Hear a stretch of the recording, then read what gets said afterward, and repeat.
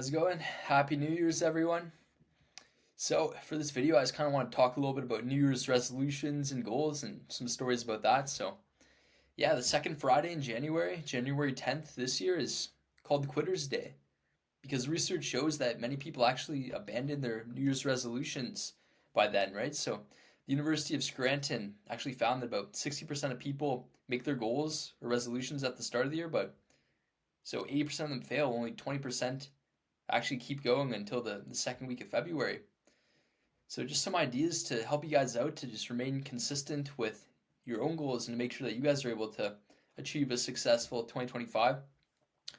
So some ideas are like have a strong why. Like why are you doing what you're doing, right? Like if you're trying to get in shape, like really kind of break that down. Like how is that going to benefit your life and really improve where you're at? Or if you're trying to make money online, like why do you want that? How in what ways is that going to change your life? So have a strong why behind it, and that's going to give you motivation when you may not want to do things. So number two, accountability. So I mean, if you're able to do it with others, like you're really just saving willpower. Like I like to think of the gym for going to, for example, it's a lot easier to go to the gym if your friends are already at the gym because then they're like, oh, come on, and then you don't have to use as much willpower to go by yourself, right? It makes it more enjoyable. So having systems like that in place could be super beneficial. And then have a plan, right? Obviously, this is very simple, but I always think of the story of the blindfolded archer, right? So this is the best archer in the world. So someone put a headband on him, like a blindfold, right, and just spun him around 10 times, and then they told him to hit the target, right? So he tried and obviously missed. He had no idea where it was. But it's like that same analogy that kind of stuck with me about having a plan. Like, if you don't know where you're aiming, like how are you gonna achieve it, right? So that's the first thing.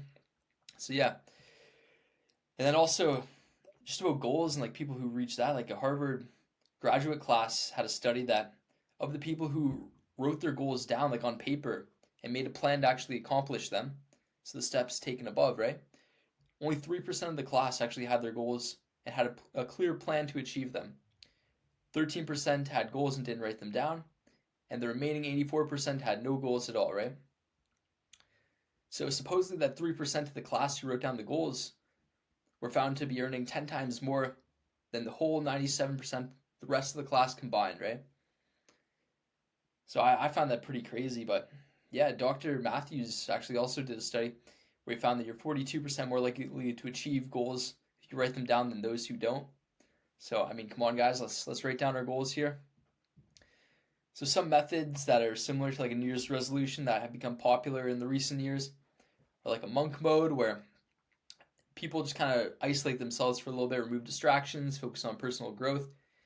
So the idea for this is you pick like three non-negotiables, right? So three things you're going to do every single day, no matter what, whether that be like 10 minutes of meditation, read 10 pages of a book, and go for a half an hour walk every day. And then some people like to do like two things that you're not going to do. So like maybe I'm not going to drink for however long my monk mode is, or maybe I'm not going to go out partying with friends or something. So just something like this, and then sticking to it for at least 21 days, because that's how long it takes to form a habit, right? So these are just some pros and cons of there. And then another one is 75 hard. So this is a very typical like discipline kind of building challenge you'll hear people talking about. It's very, very difficult, but it's very similar as well. So you follow a strict diet, drink 1 gallon of water a day, and exercise twice a day for 45 minutes, and one must be outside. Read a 10-page book and take a daily progress picture. So this is more for like trying to get a better physique and be better like mind and body, like both of those, right?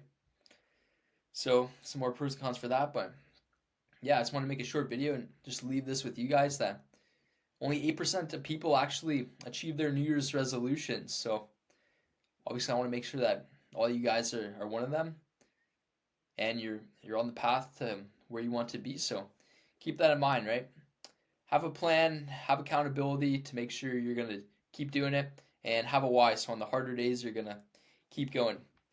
If you want to try some of those challenges as well to kind of test your discipline a little more, if the New Year's resolution is a little too easy or whatnot, monk mode, 75 hard, or some ideas for that. Anyways, God bless. Peace.